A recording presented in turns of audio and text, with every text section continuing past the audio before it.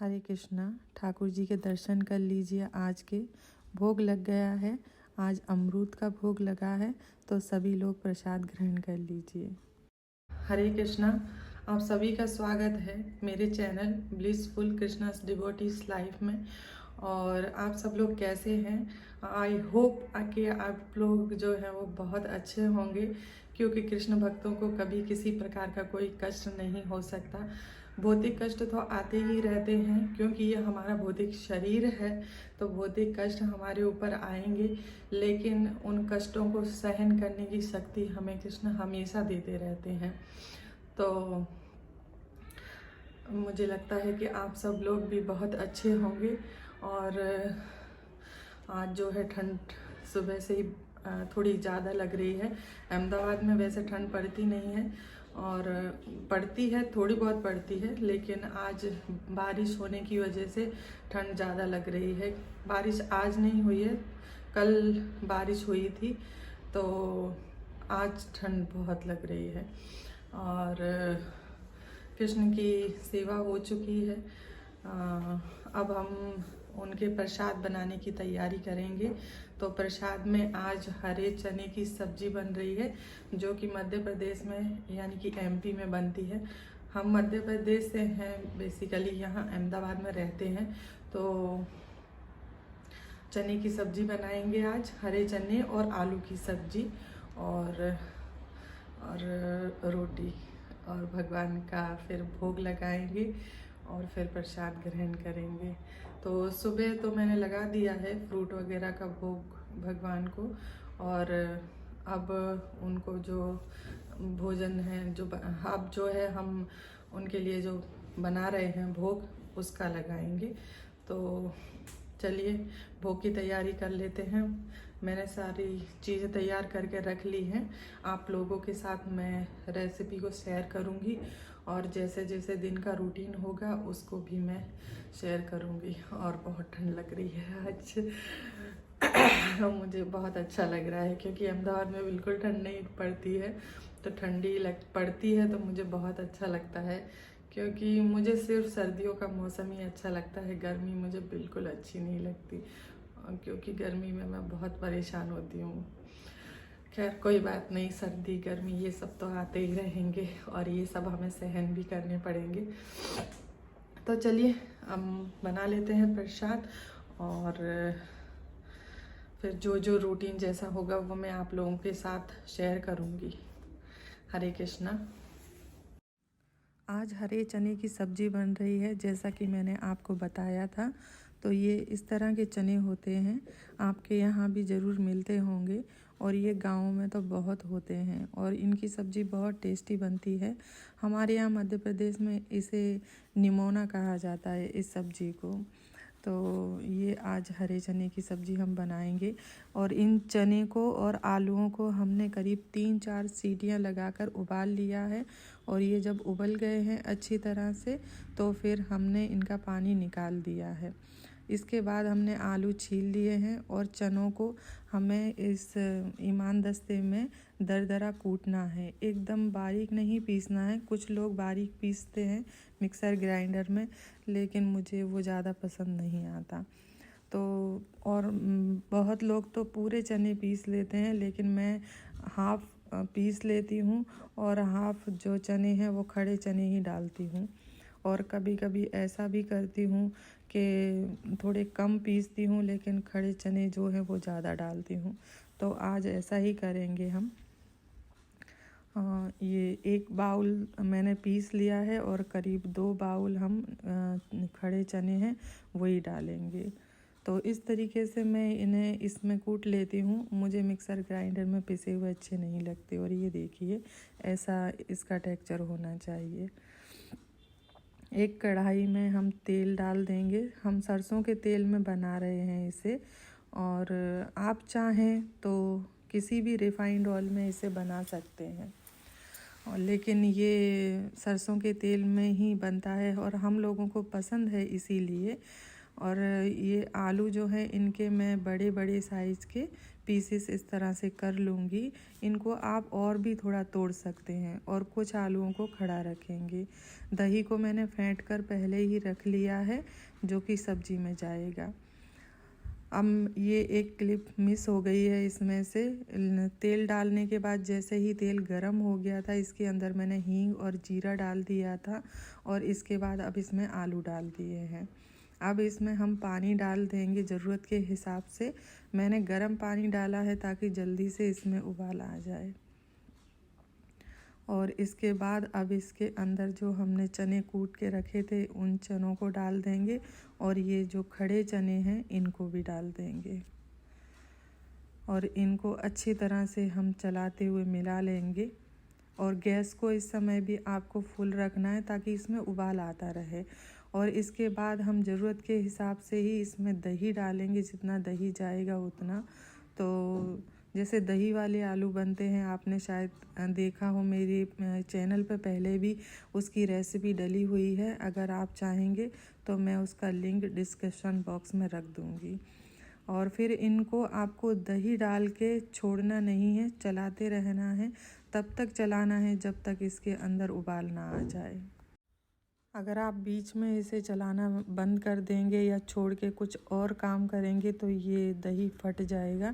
इसीलिए इसको तब तक चलाना है जब तक उबाल ना आए। और इसमें अब उबाल आ गया है, अब इसे हम छोड़ देंगे और इसके बाद इसमें मसाले डालेंगे। तो कटी हुई हरी मिर्च डाल दी है मैंने, धनिया पाउडर डाला है, हल्दी पाउडर डाला है और मिर्च पाउडर डाला है। तो ये चीज़ें डालने के बाद इसे हम अच्छे से एक बार मिला देंगे और इसे अब हम उबलने के लिए छोड़ देंगे करीब 15 से 20 मिनट के लिए धीमी आंच पे। तो दही का जो खट्टापन है वो भी निकल जाएगा और दही थोड़ी आपको खट्टी ही लेनी है। नमक डाल देंगे स्वाद के अनुसार। और जब तक मैंने सब्ज़ी को उबलने के लिए रख दिया है तब तक हम आटा लगा के तैयार कर लेंगे। वो धीमी आंच पे उबलती रहेगी और वो पक के तैयार हो जाएगी 15 से 20 मिनट में। अब हम इसमें नमक डाल रहे हैं आटे में और मैं हमेशा अजवाइन ज़रूर डालती हूँ। इसके अंदर अच्छी भी लगती है रोटियों के अंदर और इससे जो है वो भोजन भी अच्छी तरह से पच जाता है। तो थोड़ा थोड़ा करके पानी डालेंगे और आटा लगा लेंगे। आटा लगाना तो सभी जानते ही हैं कैसे लगाया जाता है। और आटा लगाने के बाद में फिर आपको रोटियों के लिए जितना सॉफ्ट आटा लगाते हैं उतनी अच्छी रोटियां आपकी नरम बनती हैं और जितना थोड़ा टाइट होता है उतनी आपकी कड़क रोटियां थोड़ी हो जाती हैं। इसलिए सॉफ्ट ही आटा लगाना चाहिए हमें। और सब्ज़ी ये देखिए बन चुकी है। मैंने गैस भी बंद कर दी है और इसकी थिकनेस मैंने इस तरह से रखी है। रोटियों के साथ खाने के लिए इसकी इतनी थिकनेस अच्छी है। आप चाहें तो गाढ़ी या पतली और कर सकते हैं इसको। और अब हम रोटियां बना लेंगे। तो रोटियां बनाना तो सभी जानते हैं, लेकिन मैंने सोचा कि सब्ज़ी बना रही हूँ तो मैं रोटियां बनाना भी शेयर कर देती हूँ सभी के साथ में। तो सभी जगह अलग अलग रोटियां बनती हैं। जैसे किसी के यहाँ पतली, किसी के यहाँ थोड़ी मोटी, किसी के यहाँ बहुत छोटी, किसी के यहाँ बड़ी। हाँ, यहाँ गुजरात में तो रोटियां बहुत ही पतली और बहुत छोटी रोटियां बनती हैं और बिल्कुल एकदम मुलायम और बहुत ही छोटी छोटी रोटियां बनती हैं। ये हम जो एक रोटी बनाते हैं उसमें से वो लोग 2 रोटी बनाएंगे। तो अच्छी लगती हैं, लेकिन हमारे यहाँ तो इतनी बड़े साइज़ की रोटियां बनती हैं। उतनी छोटी रोटियों में किसी का पेट भी नहीं भरता है हमारे यहाँ तो। लेकिन यहाँ के लोगों को पहले से ही आदत है इसीलिए।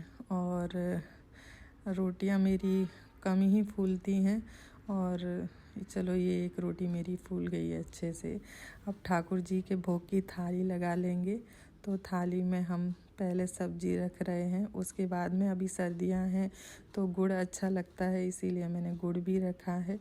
और ये रोटियां हमारी सिक गई हैं तो अच्छे से घी लगाकर हमने रोटियां भी रख दी हैं। और इसके बाद जल रखेंगे और सभी के अंदर तुलसी जी का पान डालकर ठाकुर जी को हम भोग लगाने के लिए ले जाएंगे। ये वीडियो काफ़ी लंबी हो गई थी, इसीलिए मैंने इस वीडियो को 2 पार्ट में डिवाइड किया है। तो इसका सेकंड पार्ट भी मैं तुरंत ही डालूँगी, तो उसे भी आप लोग ज़रूर चेक कीजिएगा। चलिए ठाकुर जी को हम भोग लगा देते हैं और कृष्ण को भोग लगा के हम चलते हैं फिर से रसोई में। और मैं आप लोगों को सामान दिखा देती हूँ कि मैं क्या क्या सामान लेकर आई हूँ। मेरी नमक की डिब्बी का ढक्कन टूट गया था, तो अब वो अच्छी नहीं लग रही थी और बिना ढक्कन के नमक कैसे रखें, इसीलिए ये एक नमक का डिब्बा मैं लेकर आई हूँ जो कांच का है। और ये नूडल्स वगैरह जो होते हैं उनको टॉस करने के लिए और उन्हें सर्व करने के लिए स्पैचुला जैसा एक है, इसे लाई हूँ। और ये 2 नाइफ़ हैं, उन्होंने बहुत तारीफ़ की इनकी कि ये बहुत अच्छे हैं और इसकी 20-25 साल की वारंटी है कि इसकी धार ऐसी ही रहेगी। तो 2 ये चाकू लेकर आई हूँ। ये कुछ पकड़ कर उठाने के लिए, जैसे पालक वगैरह उबल रही है उसे आपको निकालना है तो आप इसे निकाल सकते हैं, और भी बहुत सारे काम आ सकती है। और एक ये लेकर आई हूँ, हम लोग पेप्सी कोक वगैरह तो नहीं पीते हैं, लेकिन बाकी और भी चीज़ों के ऊपर ढक्कन ऐसे होते हैं जैसे पेप्सी के ऊपर होते हैं, तो उन्हें खोलने के लिए या फिर घर में होना चाहिए। मैं चीज़ें रखती हूँ, कभी ना कभी किसी न किसी काम में आती ही हैं। और मेरे पास एक सीज़र पहले से ही थी, लेकिन मैं एक और लेकर आई हूँ क्योंकि ये एक ऑप्शन में रहती है तो अच्छा रहता है। मैं हमेशा रखती हूँ 2 चीज़ें, ताकि एक ना मिले तो दूसरी चीज़ हम इस्तेमाल कर सकें। और ये कुछ बर्नियाँ लेकर आई हूँ अचार के लिए, तो छोटे साइज़ की बर्नी ली है मैंने, और ताकि मुझे कम ही अचार डालना था, इसीलिए छोटे छोटे साइज़ की ली हैं। तो ये एक बड़ी साइज़ की है, उससे फिर एक छोटी और उससे फिर छोटी। बड़े साइज़ की मेरे पास पहले से हैं। और 1 चम्मच का सेट लेकर आई हूँ, और ये एक फोक का सेट है। और ये चॉपस्टिक लेकर आई हूँ। नंदिनी को ये चाहिए थे कि मेरे लिए चॉपस्टिक लेकर आना, उसे आजकल चॉपस्टिक का शौक़ आया है। और ये जब मैं वहाँ से निकल रही थी तो मुझे ये डिब्बे दिखाई दिए, मुझे ये कुछ सामान मैं लेकर आई थी उसे भरने के लिए चाहिए थे, तो ये डिब्बे मैं लेकर आई हूँ। 2 डिब्बे मैंने कहा मैं ले चलती हूँ, तो ये 2 डिब्बे लेकर आई हूँ। थोड़े अलग अलग हैं दोनों, देखती हूँ कौन सा ज़्यादा अच्छा लगता है, और दोनों अच्छे लगेंगे तो दोनों रख लूँगी, नहीं तो वो एक्सचेंज कर देंगे। और फिर मुझे और भी चाहिए थे इसमें 1-2 डिब्बे, लेकिन मैंने कहा देखती हूँ ले जाकर, फिर किस में मुझे और दूसरा लाना है वो मैं देखूँगी। और ये एक तवा है, ये तवा ख़रीदा नहीं है। एक्चुअली में क्या हुआ था कि तवा मैं ये लेकर आई थी, तो इसका जो हैंडल है ऊपर का, उसके ऊपर प्लास्टिक जैसा कुछ लगा हुआ है, उसकी वजह से ये गरम नहीं लगता, हाथ नहीं जलते। लेकिन इसका ये टूट गया था, तो बहुत हाथ जलते थे और मुझे कपड़े से पकड़ के उठाना पड़ता था। तो मैं इसे लेकर गई तो उन्होंने कहा कि कंपनी जो है इसे एक्सचेंज करके देती है, आपको पे करने की ज़रूरत नहीं है। तो इसके लिए मैंने पे नहीं किया है, उन्होंने मुझे रिप्लेस करके दिया है इसे। और ये एक वॉक लेकर आई हूँ, मैंने नॉन स्टिक वॉक का बोला था उन्हें, लेकिन वो बोले कि उससे ज़्यादा अच्छा ये है, नॉन स्टिक वॉक मत लीजिए, वो अच्छा नहीं रहता है। तो ये आयरन वॉक है, तो आप इसे ले जाइए, और ये बहुत अच्छा है इस्तेमाल में। तो मैंने कहा ठीक है, देखने में भी अच्छा लग रहा था, लेकिन इस्तेमाल करने से पता चलेगा कि इस्तेमाल करने में कैसा है। और ये वॉक छोटे साइज़ में भी था, लेकिन मैं बड़े साइज़ में लेकर आई हूँ। और कम चीज़ें, ज़्यादा चीज़ें आप बड़े में बना सकते हैं आराम से, इसीलिए। तो ये वीडियो काफ़ी लंबी हो गई है, इसलिए इसका सेकंड पार्ट ज़रूर देखिए।